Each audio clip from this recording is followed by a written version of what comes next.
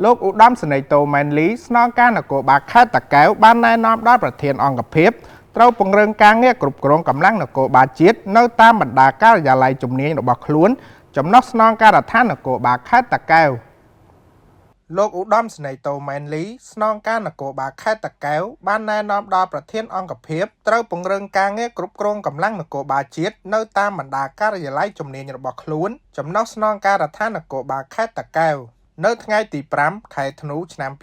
2025ដោយអនុវត្តតាមការដឹកនាំបញ្ជាដ៏ខ្ពង់ខ្ពស់របស់ឯកឧត្តមនាយឧត្តមសេនីយ៍សថេតអគ្គស្នងការនគរបាលជាតិលោកឧត្តមសេនីយ៍តូម៉ែនលីស្នងការនគរបាលខេត្តតាកែវបានអញ្ជើញជាអធិបតីដឹកនាំកិច្ចប្រជុំស្ដីពីពង្រឹងការងារគ្រប់គ្រងកម្លាំងនគរបាលតាមបណ្ដាការិយាល័យជំនាញចំណុះស្នងការដ្ឋាននគរបាលខេត្តដោយមានការចូលរួមពីលោកស្រីឧត្តមសេនីយ៍វរៈសេនីយ៍លោកនាយការិយាល័យជំនាញទាំង